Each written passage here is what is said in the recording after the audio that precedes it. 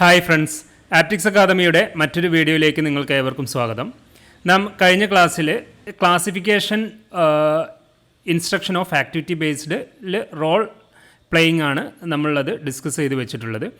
നമുക്കറിയാം activity based ഇൻസ്ട്രക്ഷനെ പ്രധാനമായിട്ടും 6 ടൈപ്പുകളായിട്ട് തരംതിരിച്ചിട്ടുണ്ട്. ആ 6 ടൈപ്പിൽ ഫസ്റ്റ് വണ്ണാണ് നമ്മൾ എക്സ്പ്ലെയിൻ ചെയ്തിട്ടുള്ളത്.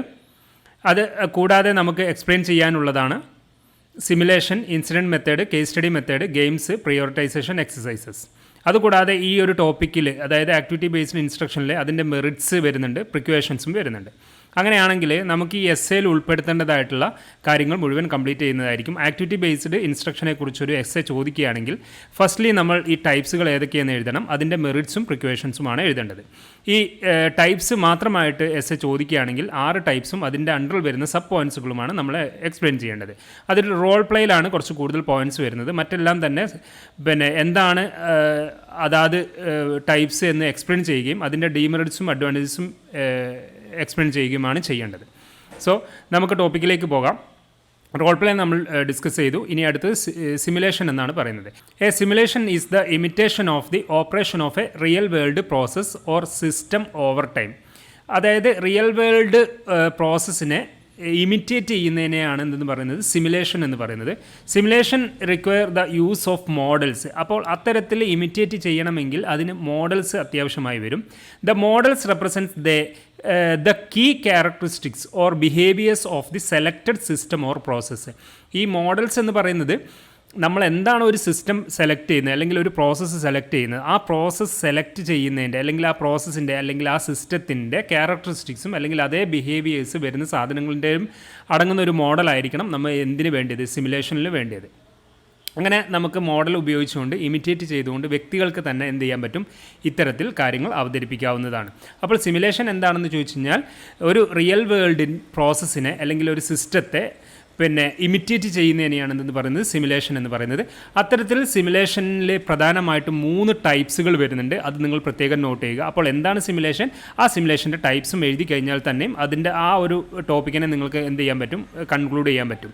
അപ്പോൾ ഈ generally there are 3 types of simulations. Live simulation ഉണ്ട്, വെർച്വൽ സിമുലേഷൻ ഉണ്ട്, കൺസ്ട്രക്റ്റീവ് സിമുലേഷനും ഉണ്ട്. അപ്പോൾ എന്താണ് ലൈവ് സിമുലേഷൻ എന്ന് പറഞ്ഞു കഴിഞ്ഞാൽ real people operating real system എന്നാണ് പറയുന്നത്. അപ്പോൾ അത് ഓപ്പറേറ്റ് ചെയ്യുന്നതും റിയൽ പീപ്പിളാണ്, അത് ആക്ട് ചെയ്യുന്നതും റിയൽ പീപ്പിളാണ്. അത്തരത്തിലുള്ളതിനെയാണെന്ന് പറയുന്നത് ലൈവ് സിമുലേഷൻ എന്ന് പറയുന്നത്. It involves real people operating real system. ഒരു റിയൽ സിസ്റ്റത്തെ റിയൽ പീപ്പിൾ തന്നെ ഓപ്പറേറ്റ് ചെയ്യുന്നുണ്ടെങ്കിൽ അതിനെയാണെന്ന് പറയുന്നത് ലൈവ് സിമുലേഷൻ എന്ന് പറയുന്നത്. എന്നാൽ വെർച്വൽ സിമുലേഷൻ എന്ന് പറഞ്ഞു കഴിഞ്ഞാൽ എന്താണ്, റിയൽ പീപ്പിളാണ് ഓപ്പറേറ്റ് ചെയ്യുന്നത്, പക്ഷേ അത് സിമുലേറ്റഡ് സിസ്റ്റം ആയിരിക്കും. അതൊരു ആർട്ടിഫിഷ്യൽ ആയിട്ടുള്ളൊരു സാധനം ആയിരിക്കും എന്ന് മാത്രം. പക്ഷേ അത് ഓപ്പറേഷൻ നടത്തുന്നത് അല്ലെങ്കിൽ അത് പ്രവർത്തിപ്പിക്കുന്നത് ആരായിരിക്കും, റിയൽ പീപ്പിൾ ആയിരിക്കും. അതിനെയാണെന്ന് പറഞ്ഞ് വെർച്വൽ സിമുലേഷൻ എന്ന് പറയുന്നത്. എന്നാൽ കൺസ്ട്രക്റ്റീവ് സിമുലേഷൻ എന്ന് പറയുന്നത് എന്താണ്, ഓപ്പറേറ്റ് ചെയ്യുന്നതും അതേപോലെ തന്നെ അത് ആക്ട് ചെയ്യുന്നതും അല്ലെങ്കിൽ അത് സിമുലേറ്റ് ചെയ്യുന്നതും അല്ലെങ്കിൽ ഇമിറ്റേറ്റ് ചെയ്യുന്നതും എന്ത് തന്നെയായിരിക്കും, സിമുലേറ്റഡ് ആയിരിക്കും അല്ലെങ്കിൽ ആർട്ടിഫിഷ്യൽ ആയിട്ടുള്ള ഒരു വ്യക്തി ഒരു ഒന്നായിരിക്കും എന്നുള്ളതാണ്. അത് ഓട്ടോമാറ്റിക്കലി ജനറേറ്റ് ചെയ്ത് അത് ഓപ്പറേറ്റ് ചെയ്യുന്നതിനാണെന്ന് പറഞ്ഞാൽ കൺസ്ട്രക്റ്റീവ് സിമുലേഷൻ എന്ന് പറയുന്നത്. അതുകൂടാതെ തന്നെ സിമുലേഷൻ ഇൻ ടീച്ചിങ് എന്നതിൻ്റെ ടോപ്പിക്ക് കൂടി ഇതിൽ ഉൾപ്പെടുത്താൻ പറ്റും നമുക്ക്. Simulation are instructional scenarios where the learner is placed in a world defined by the teacher. അതായത് അധ്യാപകൻ്റെ ഇൻസ്ട്രക്ഷനോടുകൂടി അല്ലെങ്കിൽ അധ്യാപകൻ്റെ ഒരു റെപ്രസെൻറ്റേഷനോടുകൂടി കുട്ടികളെ കൊണ്ട് ചെയ്യിപ്പിക്കുന്ന ഒന്നിനെയാണ് അല്ലെങ്കിൽ റിയൽ വേൾഡ് സിറ്റുവേഷനെ കുറിച്ച് ചെയ്യിപ്പിക്കുന്ന ഒന്നിനെയാണെന്ന് പറയുന്നത് സിമുലേഷൻ എന്ന് പറയുന്നത്. അതായത് teacher controls the parameters of the world. അപ്പോൾ ഓരോന്നിൻ്റെയും ക്യാരക്ടറിസ്റ്റിക്സും ഓരോന്നിൻ്റെയും ഫീച്ചേഴ്സും ഒക്കെ ടീച്ചേഴ്സാണ് നിയന്ത്രിക്കുന്നത് അല്ലെങ്കിൽ നിർണ്ണയിക്കുന്നത്. ഓക്കെ, അത്തരത്തിൽ അതായത് ടീച്ചറുടെ കൺട്രോൾ ഇതിലുണ്ടാവും എന്നർത്ഥം. ഓക്കെ, അതിനാണ് സിമുലേഷൻ ഇൻ ടീച്ചിങ് എന്ന് പറയുന്നത്. അതുകൂടാതെ തന്നെ ഈ സിമുലേഷൻ്റെ ക്യാരക്ടറിസ്റ്റിക്സ് വരുന്നുണ്ട്. അത് കുറച്ച് പോയിൻറ്റ്സുകൾ വരുന്നുണ്ട്, അത് നിങ്ങൾ നോട്ട് ചെയ്യുക. അതേപോലെ തന്നെ അഡ്വാൻറ്റേജസ് ഓഫ് സിമുലേഷൻ വരുന്നുണ്ട്, ഡിസഡ്വാൻറ്റേജസ് ഓഫ് സിമുലേഷനും വരുന്നുണ്ട്. സോ നിങ്ങൾ സിമുലേഷനെ കേന്ദ്രീകരിച്ചുകൊണ്ട് ഉൾപ്പെടുത്തേണ്ടതായിട്ടുള്ള പോയിൻറ്റ്സുകൾ എന്ന് പറയുന്നത് എന്താണ് സിമുലേഷൻ എന്ന് പറയുക, അതുകൂടാതെ തന്നെ സിമുലേഷൻ്റെ ടൈപ്സ് ഉൾപ്പെടുത്തുക. ഈ ടൈപ്സിന് ശേഷം സിമുലേഷൻ ഇൻ ടീച്ചിങ്, അതേപോലെ തന്നെ അതിൻ്റെ ക്യാരക്ടറിസ്റ്റിക്സ്, അതിൻ്റെ അഡ്വാൻറ്റേജസ്, ഇത്രയും കാര്യങ്ങൾ ഉൾപ്പെടുത്തി കഴിഞ്ഞ് കഴിഞ്ഞാൽ സിമുലേഷൻ്റെ ടോപ്പിക്ക് നിങ്ങൾക്ക് കംപ്ലീറ്റ് ചെയ്യാവുന്നതാണ്. അടുത്തതായിട്ട് വരുന്നതാണ് ഇൻസിഡൻറ്റ് മെത്തേഡ് എന്ന് പറയുന്നത്. ഇൻസിഡൻറ്റ് മെത്തേഡ് എന്ന് പറഞ്ഞു കഴിഞ്ഞാൽ എന്താണ്? In this method the teacher presence A slice of reality. ഒരു റിയാലിറ്റിയുടെ ഒരു ഭാഗം എടുത്തുകൊണ്ട് പ്രസൻറ്റ് ചെയ്യിപ്പിക്കുന്നതിനെയാണെന്ന് പറയുന്നത് ഇൻസിഡൻറ്റ് മെത്തേഡ് എന്ന് പറയുന്നത്. That is happening from real life. Real ലൈഫിലുള്ള ഒരു ചെറിയൊരു ഭാഗം എടുത്ത് പ്രസൻറ്റ് ചെയ്യിപ്പിക്കുന്നതിനെയാണെന്ന് പറയുന്നത് ഇൻസിഡൻറ്റ് മെത്തേഡ് എന്ന് പറയുന്നത്. അത് റെലവൻ്റ് ആയിട്ടുള്ളൊരു ടോപ്പിക്കായിരിക്കാം. അത്തരത്തിലുള്ളതിനെയാണ് ഇൻസിഡൻറ്റ് മെത്തേഡ് എന്ന് പറയുന്നത്. The students are asked to identify the problems and to recommend an action that needs to be taken in order to deal with it effectively. All the students try to reconstruct the full incident by seeking additional informations by questioning the teachers. അതായത് ഒരു situation ആണല്ലോ, അല്ലെങ്കിൽ ഒരു ഇൻസിഡൻറ്റിനെയാണ് നമ്മൾ എന്ത് ചെയ്യുന്നത്, present ചെയ്യാൻ പോകുന്നത്. അപ്പോൾ ഇത്തരത്തിലുള്ള ഇൻസിഡൻറ്റുമായി ബന്ധപ്പെട്ട് കൂടുതലായിട്ട് എന്തെങ്കിലും അറിയണമെന്നുണ്ടെങ്കിൽ ടീച്ചേഴ്സിനോട് ചോദിച്ച് മനസ്സിലാക്കി അതിനനുസരിച്ചുള്ള ഒരു റിയൽ സിറ്റുവേഷൻ അതേപോലെ തന്നെ ഒന്ന് റീകൺസ്ട്രക്ട് ചെയ്യുന്നതിനെയാണെന്ന് പറഞ്ഞ് ഇൻസിഡൻറ്റ് മെത്തേഡ് എന്ന് പറയുന്നത്. അപ്പോൾ അതിനുമുണ്ട് അഡ്വാൻറ്റേജസ് അതേപോലെ തന്നെ ഡിസഡ്വാൻറ്റേജസ്. അപ്പോൾ ഇൻസിഡൻറ്റ് മെത്തേഡിൽ എന്താണ് ഇൻസിഡൻറ്റ്, അതിൻ്റെ അഡ്വാൻറ്റേജസ് എന്താണ്, അതിൻ്റെ ഡിസഡ്വാൻറ്റേജസ് എന്താണ്, അങ്ങനെയാകുമ്പോൾ നമുക്ക് ഇൻസിഡൻറ്റ് മെത്തേഡ് കംപ്ലീറ്റ് ചെയ്യാൻ പറ്റും. നെക്സ്റ്റ് ടോപ്പിക്കാണ് വളരെ ഇമ്പോർട്ടൻ്റ് ആയിട്ടുള്ള, പലപ്പോഴായിട്ട് ആവർത്തിച്ച് ചോദിച്ചിട്ടുള്ള, പല മേഖലയിൽ ചോദിച്ചിട്ടുള്ള ഒരു ടോപ്പിക്കാണ് കേസ് സ്റ്റഡി മെത്തേഡ് എന്ന് പറയുന്നത്. കേസ് സ്റ്റഡി മെത്തേഡ് എന്ന് പറയുന്നത് ഡീറ്റെയിൽഡ് ആയിട്ട് ഒരു വ്യക്തിയെ എടുത്ത് പഠിക്കുന്നത്, അല്ലെങ്കിൽ ഒരു ഗ്രൂപ്പിനെ, ഒരു ഇൻസിഡൻറ്റ്, ഒരു കേസിനെ എടുത്ത് പഠിക്കുന്നതിനെയാണെന്ന് പറയുന്നത് കേസ് സ്റ്റഡി മെത്തേഡ് എന്ന് പറയുന്നത്. The case study method is a learning technique in which the student is faced a particular problem the case. ഒരു പർട്ടിക്കുലർ പ്രോബ്ലത്തെ എടുത്ത് പഠിക്കുന്നതിനെയാണെന്ന് പറയുന്നത് കേസ്. ആ പർട്ടിക്കുലർ പ്രോബ്ലത്തെയാണ് കേസ് എന്ന് പറയുന്നത്. പർട്ടിക്കുലർ പ്രോബ്ലം എന്ന് പറഞ്ഞു കഴിഞ്ഞാൽ ഒരു കേസ് എന്ന് പറഞ്ഞാൽ ഒരു വ്യക്തിയാവാം, അല്ലെങ്കിൽ ഒരു ഗ്രൂപ്പാവാം, അല്ലെങ്കിൽ ഒരു പ്രോബ്ലം ആവാം, അല്ലെങ്കിൽ ഒരു ഇൻസിഡൻ്റ് ആവാം, അല്ലെങ്കിൽ ഒരു ഏരിയ ആവാം, അല്ലെങ്കിൽ ഒരു നേഷൻ തന്നെ ആവാം ഒരു കേസ് എന്ന് പറയുന്നത്. അത്തരത്തിൽ കേസുകളെ നമുക്ക് വലുതും ചെറുതുമായിട്ടുള്ള പല ടൈപ്പുകളിലായിട്ട് കേസുകളെ തിരിക്കുന്നുണ്ട്. സോ കേസ് എന്ന് പറയുന്നത് എന്താണ്? The case study method is a learning technique in which the student is faced a particular problem. ആ പ്രോബ്ലത്തെയാണ് കേസ് എന്ന് പറയുന്നത്. It is a type of problem-based learning. The case study facilitates the exploration of a real issue with a defined context using a variety of data sources. Okay, അപ്പോൾ case study എന്ന് പറഞ്ഞു കഴിഞ്ഞാൽ detailed ആയിട്ട് ഒരു പ്രോബ്ലത്തെ പഠിക്കുന്നതിനെയാണ് എന്തെന്ന് പറയുന്നത് case study എന്ന് പറയുന്നത്. അത് ഒരു പ്രോബ്ലം ബേസ്ഡ് ലേണിംഗ് ആണ്. ഓക്കെ, ഒരു പ്രോബ്ലം കൊടുത്തിട്ട് ആ പ്രോബ്ലത്തെ ഡീറ്റെയിൽഡ് ആയിട്ട് പഠിക്കുന്നതിനെയാണെന്ന് പറയുന്നത് കേസ് സ്റ്റഡി എന്ന് പറയുന്നത്. അപ്പോൾ ഈ കേസ് സ്റ്റഡി പഠിക്കുന്നതിൻ്റെ മെത്തേഡുകൾ എന്തൊക്കെയാണ്, കേസ് സ്റ്റഡി നടത്തുന്നതിൻ്റെ മെത്തേഡുകൾ, അത് പലപ്പോഴായിട്ട് ആവർത്തിച്ചിരിക്കുന്നതാണ്. അത് നിങ്ങൾ ഈ എസ്സേയിൽ ഉൾപ്പെടുത്താൻ ശ്രമിക്കണം. Observation, experiments, structured interviews, questionnaire and documentary analysis. അപ്പോൾ ഈ കേസ് സ്റ്റഡിക്ക് ഉപയോഗിക്കുന്ന മെത്തേഡുകൾ നിലവിൽ അതുമായി ബന്ധപ്പെട്ടൊക്കെ ചിലപ്പോൾ ഡോക്യുമെൻ്ററികൾ ഉണ്ടാക്കിയിട്ടുണ്ടാവും. ആ ഡോക്യുമെൻ്ററിയെ അനലൈസ് ചെയ്ത് പഠിക്കുക. അപ്പോൾ ക്വസ്റ്റ്യനേഴ്സ് ഉണ്ടാക്കുക.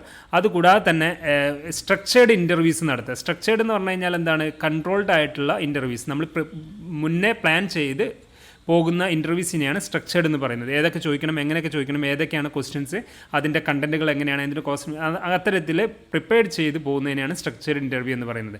അപ്പോൾ മെത്തേഡ് ഓഫ് കേസ് സ്റ്റഡിയിൽ പ്രധാനമായിട്ടും observation, experiments, structured interviews, questionnaires and documentary analysis. അപ്പോൾ അത് കൂടാതെ തന്നെ ടൈപ്സ് ഓഫ് കേസ് സ്റ്റഡി ഏതൊക്കെയാണെന്ന് ചോദിച്ചു കഴിഞ്ഞാൽ അത് നിങ്ങൾക്ക് ഇതിൻ്റെ ടൈപ്സുകൾ, ബേസിക് ആയിട്ടുള്ള ടൈപ്സുകൾ നിങ്ങൾക്ക് ഇതിൽ ഉൾപ്പെടുത്താം. ഇൻഡിവിജ്വൽ കേസ് സ്റ്റഡി ഉണ്ട്, studies of organisation and institutions, അതായത് ഒരു ഓർഗനൈസേഷനെ കുറിച്ചോ ഒരു ഇൻസ്റ്റിറ്റ്യൂഷനെ കുറിച്ചുള്ള പഠനമുണ്ട്. Studies of events, roles and relationships, ഒരു സംഭവത്തെക്കുറിച്ചോ അല്ലെങ്കിൽ ഒരു റോളിനെ കുറിച്ചോ അല്ലെങ്കിൽ ഏതെങ്കിലും പരസ്പര ബന്ധത്തെക്കുറിച്ചൊക്കെ എന്ത് ചെയ്യാൻ പറ്റും, ഒരു കേസാക്കി എടുത്ത് പഠിക്കാം. Then set of individual case study, then community studies, then social group studies. ഇപ്പോൾ നമുക്കിവിടെ വയനാട് വെള്ളപ്പൊക്കമൊക്കെ ഉണ്ടായ ആ ഒരു ഏരിയയെ മാത്രമായിട്ട് നമുക്കൊരു കേസാക്കി കണ്ടുകൊണ്ട് എടുത്ത് ഡീറ്റെയിൽഡ് ആയിട്ട് പഠിക്കാം. അപ്പോൾ അവിടത്തെയുള്ള ആളുകളുടെ കാര്യങ്ങൾ, അവിടുത്തെ റീഹാബിലിറ്റേഷൻ കാര്യങ്ങൾ, അതേപോലെ തന്നെ പുനരധിവാസ സംബന്ധമായിട്ട് ഇനി എന്തൊക്കെ വേണം, എങ്ങനെയൊക്കെ വേണം, അതിലുള്ള ജോഗ്രഫിക്കൽ കാര്യങ്ങൾ, അങ്ങനെ പല കാര്യങ്ങളെ ഉൾപ്പെടുത്തിക്കൊണ്ട് ആ ഒരു ഏരിയയെ മാത്രം, അല്ലെങ്കിൽ ആ ഒരു ഏരിയയെ മാത്രം ഒരു കേസാക്കി പരിഗണിച്ചുകൊണ്ട് നമുക്ക് എന്ത് ചെയ്യാൻ പറ്റും, പഠിക്കാൻ പറ്റും. അപ്പോൾ കമ്മ്യൂണിറ്റി സ്റ്റഡീസ് വരുന്നുണ്ട്, സോഷ്യൽ ഗ്രൂപ്പ് സ്റ്റഡീസ് വരുന്നുണ്ട്. അപ്പോൾ ഈ ടൈപ്സ് കൂടി കേസ് സ്റ്റഡീസിൽ നിങ്ങൾ ഉൾപ്പെടുത്താൻ വേണ്ടി ശ്രമിക്കുക. അതിൻ്റെ അഡ്വാൻറ്റേജസ് ഉൾപ്പെടുത്തുക, കേസ് സ്റ്റഡീൻ്റെ അഡ്വാൻറ്റേജസ്, അതുകൂടാതെ തന്നെ അതിൻ്റെ ഡിസ്അഡ്വാൻറ്റേജസും. അപ്പോൾ നമ്മൾ ഇതുവരെ ചർച്ച ചെയ്തിട്ടുള്ളത് role play, simulation, incident method, case study method. Okay, നമ്മൾ അതുകൂടാതെ തന്നെ സിമ്പിളായിട്ട് വരുന്ന ഒന്നാണ് ഗെയിംസ് എന്ന് പറയുന്നത്. ഓക്കെ, എന്താണ് ഗെയിംസ് എന്ന് പറഞ്ഞു കഴിഞ്ഞാൽ എല്ലാവർക്കും അറിയുന്ന സിമ്പിളായിട്ടുള്ളൊരു കാര്യമാണ്. ഒന്ന് വായിച്ചു നോക്കുക. Using games in teaching can help increase student participation, foster social and emotional learning and motivate students to take risks. അപ്പോൾ ഗെയിമിലൂടെ കുട്ടികൾക്ക് കൊടുക്കുമ്പോൾ, ഗെയിം കൊടുത്തിട്ട് ഗെയിമിലൂടെ കുട്ടികളെ പാഠങ്ങൾ പഠിപ്പിക്കുന്നതിനെയാണെന്ന് പറയുന്നത് ഗെയിംസ് എന്ന് പറയുന്നത്. അപ്പോൾ അതിൽ പിന്നെ അതിലെന്തൊക്കെ സംഭവിക്കുന്നത്? Game have the elements of job, competitiveness, cooperation and intense motivation. കുട്ടികൾക്ക് നല്ല താല്പര്യമുണ്ടാവും ഗെയിം കളിക്കാൻ. അപ്പോൾ ആ ഗെയിമിലൂടെ കുട്ടികളെ പഠിപ്പിക്കുന്ന ഒരു സാഹചര്യം, ഒരു മെത്തേഡ് വളരെ ഇമ്പോർട്ടൻ്റ് ആയിട്ടുള്ള ഒരു മെത്തേഡാണ്. അതിനുമുണ്ട് എന്ത് അഡ്വാൻറ്റേജസും ഡിസഡ്വാൻറ്റേജസും ഒന്ന് വായിച്ചു നോക്കുക, നിങ്ങൾക്കതിൽ ആഡ് ചെയ്യാൻ പറ്റുന്നതാണ്. ദെൻ നെക്സ്റ്റ് ലാസ്റ്റ് വൺ വരുന്നതാണ് പ്രിയോറിറ്റൈസേഷൻ എക്സസൈസസ് എന്ന് പറയുന്നത്. പ്രിയോറിറ്റൈസേഷൻ എക്സസൈസ് എന്ന് പറഞ്ഞു കഴിഞ്ഞാൽ എന്താണ്? ആദ്യം ഏതിനാണ് ഇമ്പോർട്ടൻസ് കൊടുക്കേണ്ടത്? നമ്മുടെ ലൈഫിൽ തന്നെ പലതിനും ചിലപ്പം അത്യാവശ്യമുള്ള കാര്യമായിരിക്കില്ല നമ്മൾ ഫസ്റ്റ് ചെയ്യുക. നിങ്ങൾ പഠിക്കുന്ന സമയത്ത് ഇമ്പോർട്ടൻസ് കൊടുക്കേണ്ട എന്താണ്? അവസാനം വരുന്ന പരീക്ഷ നിങ്ങൾ ആദ്യം എടുത്ത് പഠിച്ചു കഴിഞ്ഞാൽ എന്താണ്? അത് കുറേ ടൈം ഉണ്ടെങ്കിലാണ് നിങ്ങൾക്കത് പഠിക്കുക. അങ്ങനെ പഠിക്കേണ്ട സാഹചര്യം വരിക. ഇപ്പോൾ നാളെ മറ്റന്നാളായിട്ട് പരീക്ഷ നടക്കുകയാണ്. അപ്പോൾ അത്തരത്തിൽ പരീക്ഷ നടത്തുകയാണെങ്കിൽ അവസാനത്തെ ടോപ്പിക്ക് അല്ലെങ്കിൽ അവസാനത്തെ സബ്ജക്റ്റ് നിങ്ങൾ ഇന്നെടുത്ത് പഠിച്ചു കഴിഞ്ഞാൽ നിങ്ങളത് പ്രയോറിറ്റൈസേഷൻ യൂസ് ചെയ്യുന്നില്ല എന്നുള്ളതാണ്. അപ്പോൾ ഫസ്റ്റ് ഏത് പഠിക്കണം, സെക്കൻഡ് ഏത് പഠിക്കണം, തേർഡ് ഏത് പഠിക്കണം എന്നുള്ളതിനെക്കുറിച്ച് നമുക്കൊരു ഐഡിയ വേണം. അതേപോലെ തന്നെ ലൈഫിൽ നമ്മൾ ഫസ്റ്റ് എന്ത് ചെയ്യണം, സെക്കൻഡ് എന്ത് ചെയ്യണം എന്നുള്ളതിനെക്കുറിച്ച് ഐഡിയ വേണം. അപ്പോൾ പഠനത്തിൻ്റെ കാര്യത്തിലാണെങ്കിലും നമ്മൾ ലൈഫിൻ്റെ കാര്യത്തിലാണെങ്കിലും നമ്മൾ അതിന് പ്രാക്ടീസ് ചെയ്യുക തന്നെ വേണം. അപ്പോൾ അത്തരത്തിൽ പ്രയോറിറ്റൈസേഷൻ എങ്ങനെ നടത്തും എന്നുള്ളതിനെക്കുറിച്ചുള്ളൊരു പ്രാക്ടീസാണ് നമ്മൾ കുട്ടികൾക്ക് കൊടുക്കേണ്ടത്. These are relatively simple activities where a group of students is given a list of characteristics of or solutions to a problem and they are asked to rank them according to some definite criteria. ചില പ്രത്യേക ക്രൈറ്റീരിയകൾ ഉൾപ്പെടുത്തിക്കൊണ്ട് അത് പിന്നെ ranking നടത്തുക എന്നുള്ളതാണ്. അപ്പോൾ ഉദാഹരണത്തിന് നമ്മളിപ്പോൾ ഒരു പ്രോബ്ലം, ഇപ്പം നമ്മൾ വയനാടിൻ്റെ കേസ് തന്നെ എടുക്കാം. അപ്പോൾ അവിടെ ഒരു പ്രോബ്ലം ഉണ്ട്. അവിടെയുള്ള ആളുകൾക്ക് ആദ്യം കൊടുക്കേണ്ട വസ്തുതകൾ എന്താണ്? അപ്പോൾ നമ്മൾ അവിടെ പോവർട്ടിനെ കുറിച്ചും അല്ലെങ്കിൽ മനുഷ്യൻ്റെ നീഡ്സ് ആൻഡ് വാണ്ട്സിനെ കുറിച്ചൊക്കെ നമുക്കൊരു ഐഡിയ ഉണ്ടാവണം. അപ്പോൾ പ്രയോറിറ്റൈസേഷൻ എന്ന് പറഞ്ഞു കഴിഞ്ഞാൽ ഇപ്പോഴത്തെ അവിടുത്തെ നീഡ് എന്ന് പറയുന്നത് ഫസ്റ്റ്ലി നമുക്കവിടെ വേണ്ടി വാട്ടർ, ഫസ്റ്റ് നമ്മൾ വെള്ളം കൊടുക്കുക എന്നുള്ള ഒരു പ്രയോറിറ്റൈസേഷൻ വരുന്നു. അതിനു മുൻപേ നമ്മൾ എന്ത് ചെയ്യണം? അവരുടെ സുരക്ഷിതത്വം ഉറപ്പുവരുത്തണം, അവരെ രക്ഷിക്കണം, അവർ ജീവൻ ഉള്ളതിനെ പിന്നെ രക്ഷപ്പെടുത്താനുള്ള മാർഗ്ഗങ്ങൾ നോക്കണം. അതിനുശേഷം രക്ഷപ്പെട്ടവർക്ക് ഭക്ഷണം കൊടുക്കണം, അവർക്ക് വസ്ത്രം കൊടുക്കണം, അവർക്ക് സുരക്ഷിതമായിട്ടുള്ള ഒരു പാർപ്പിടം അറേഞ്ച് ചെയ്യണം. അവസാനത്തിലാണ് എന്ത് വരുന്നത്? റീഹാബിലിറ്റേഷൻ പാർട്ട് വരുന്നത്, അല്ലെങ്കിൽ പുനരധിവാസ കാര്യങ്ങളൊക്കെ വരുന്നത്. അപ്പോൾ ഇതിനെ ഒരു പ്രയോറിറ്റൈസേഷനാണ്. ഇത്തരത്തിൽ കുട്ടികൾക്ക് അല്ലെങ്കിൽ പിന്നെ പഠിക്കുന്ന പിന്നെ വ്യക്തികൾക്ക് പ്രയോറിറ്റൈസേഷൻ നടത്താൻ കഴിയണമെങ്കിൽ അതിനൊരു എക്സസൈസുകൾ തന്നെ കൊടുക്കണം. അപ്പോൾ പ്രയോറിറ്റി എന്ന് പറയുന്നത്, ഫസ്റ്റ് പ്രയോറിറ്റി എന്ന് പറയുന്നത് ആ പ്രയോറിറ്റൈസേഷൻ കണ്ടെത്തണമെങ്കിൽ കുട്ടികൾക്ക് അതിനൊരു പ്രാക്ടീസ് കിട്ടിയിട്ടുണ്ടെങ്കിൽ എന്ത് ചെയ്യാൻ പറ്റുള്ളൂ? അതിനെ അനുസരിച്ച് മുന്നോട്ട് കൊണ്ടുപോകാൻ പറ്റുള്ളൂ. ഓക്കെ, അപ്പോൾ ആ പ്രിയോറിറ്റൈസേഷൻ വളരെ ഇമ്പോർട്ടൻ്റ് ആണ്. How to improve prioritisation skills, self awareness കൊടുക്കുക, നോ യുവർ ABCs, എ എന്താണ്, ബി എന്താണ്, സി എന്താണ്, അത് പ്രിയോറിറ്റൈസേഷൻ്റെ ഒരു steps. Then accept what you can do, schedule breaks, sufficient team. Accept what you can do, നമുക്ക് ചെയ്യാൻ പറ്റുന്ന കാര്യം എന്താണോ അതിനനുസരിച്ചാണ് പ്രിയോറിറ്റൈസേഷൻ കൊടുക്കേണ്ടത്. നമ്മളവിടെ പിന്നെ സേഫ്റ്റി കാര്യങ്ങളൊക്കെ കൊടുക്കുന്നത്, ഈ വയനാട് കേസിൽ നമ്മൾ വീണ്ടും എടുത്ത് പറയുന്ന സമയത്ത് നമ്മളവിടെ സംരക്ഷണം കൊടുക്കുന്ന സമയത്ത് നമ്മൾ മനുഷ്യരെ കൊണ്ട് അല്ലെങ്കിൽ മനുഷ്യനിർമ്മിതമായിട്ടുള്ള ടെക്നോളജി കൊണ്ട് ചെയ്യാൻ പറ്റാത്ത കാര്യങ്ങളെക്കുറിച്ച് പ്രയോറിറ്റൈസേഷനിൽ കൊണ്ടുവന്നു കഴിഞ്ഞാൽ അത് സാധൂകരിക്കപ്പെടില്ല, അല്ലെങ്കിൽ അത് പിന്നെ വില പോവില്ല. അപ്പോൾ അതുകൊണ്ട് നമുക്ക് ചെയ്യാൻ പറ്റുന്നതും പിന്നെ അത്തരത്തിലുള്ള ഒരു കാൽക്കുലേഷനും കൂടി നമുക്ക് ഉണ്ടാവണം. അപ്പോഴാണ് accept what you can do എന്നുള്ള കാര്യങ്ങൾ വരുന്നത്. എന്നിട്ട് അതിനനുസരിച്ച് ഷെഡ്യൂൾ ചെയ്യണം, സഫിഷ്യൻറ്റ് ടൈം ഉണ്ടെന്നുള്ളത് ഉറപ്പ് വരുത്തണം. സോ ആക്ടിവിറ്റി ബേസ്ഡ് ഇൻസ്ട്രക്ഷൻ്റെ ടൈപ്സുകൾ ഏതൊക്കെയെന്ന് നമ്മൾ ചോദിച്ചു കഴിഞ്ഞാൽ പ്രധാനമായിട്ടും 6 ടൈപ്സുകൾ നിങ്ങൾ ഉൾപ്പെടുത്തണം. Role play, simulation, incident method, case study method, games, prioritization exercises. Then അത് കഴിഞ്ഞ് കഴിഞ്ഞാൽ നമുക്ക് 2 കാര്യങ്ങൾ കൂടി ഇതിൻ്റെ ഈ ഒരു ടോപ്പിക്കിൽ ഉൾപ്പെടുത്തേണ്ടതായിട്ടുണ്ട്. ഒന്ന് മെറിറ്റ്സ്, 2 പ്രിക്വേഷൻസ്. നിങ്ങൾക്ക് ഈ കാര്യങ്ങളൊക്കെ മനസ്സിലാക്കി കഴിഞ്ഞാൽ വായിച്ചാൽ മനസ്സിലാവുന്ന കാര്യം തന്നെയാണ് ആക്ടിവിറ്റി ബേസ്ഡ് ഇൻസ്ട്രക്ഷൻസിൻ്റെ മെറിറ്റ്സ് എന്തൊക്കെയാണ്, അത് കൂടാതെ തന്നെ അതിൻ്റെ പ്രിക്വേഷൻസ് എന്തൊക്കെയാണ്, അല്ലെങ്കിൽ മുൻകരുതലുകൾ എന്തൊക്കെയെന്നുള്ളത് നിങ്ങൾ വായിച്ചാൽ തന്നെ മനസ്സിലാവുന്നതാണ്. ഞാൻ നോട്ട് തരാം, ഇതിൻ്റെ എല്ലാം ഡീറ്റെയിൽഡ് ആയിട്ടുള്ള നോട്ട്, ഇതേ നോട്ട് PDF നിങ്ങൾക്ക് സ്റ്റാഫ് അയച്ചു തരുന്നതായിരിക്കും. അപ്പോൾ അത് നിങ്ങൾ എന്ത് ചെയ്യുക, ഉപയോഗിച്ച് പഠിക്കാൻ വേണ്ടി ശ്രമിക്കുക. സോ നമ്മൾ ഇതുവരെ ചർച്ച ചെയ്ത് കഴിഞ്ഞിട്ടുള്ളത് activity based instruction. Activity based ഇൻസ്ട്രക്ഷനിലെ ടൈപ്സ് ഏതൊക്കെയാണ്, 6 ടൈപ്സ്, അതുകൂടാതെ തന്നെ മെറിറ്റ്സ്, പ്രിക്വേഷൻസ്. അപ്പോൾ ഈ ആക്ടിവിറ്റി ബേസ്ഡ് ഇൻസ്ട്രക്ഷൻ്റെ ടൈപ്സും മെറിറ്റ്സും പ്രിക്വേഷൻസുമാണ് നിങ്ങൾ ഈ എസ്സേയിൽ ഉൾപ്പെടുത്തേണ്ടത്. അടുത്ത ക്ലാസ്സിൽ നമ്മൾ ചർച്ച ചെയ്യാൻ പോകുന്ന ഏരിയ എന്ന് പറയുന്നത് ഗ്രൂപ്പ് കൺട്രോൾഡ് ഇൻസ്ട്രക്ഷൻ ആണ്.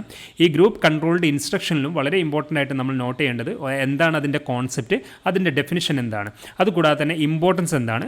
വളരെ ഇമ്പോർട്ടൻ്റ് ആയിട്ട് വരുന്ന മറ്റൊരു ടോപ്പിക്കാണ് types of group controlled instruction. ഈ ടൈപ്സ് ഓഫ് ഗ്രൂപ്പ് കൺട്രോൾഡ് ഇൻസ്ട്രക്ഷനിൽ വളരെ പ്രധാനമായിട്ടും വരുന്ന 2 കാര്യം എന്ന് പറയുന്നത് ഗ്രൂപ്പ് ഇൻട്രാക്റ്റീവ് സെഷൻസും വരുന്നുണ്ട്, ഗ്രൂപ്പ് ആക്ടിവിറ്റീസ് ഇൻവോൾവിങ് ടീം വർക്കും വരുന്നുണ്ട്. അതുകൂടാതെ തന്നെ ഗ്രൂപ്പ് ഇൻവെസ്റ്റിഗേഷനും ഗ്രൂപ്പ് പ്രൊജക്ട്സും.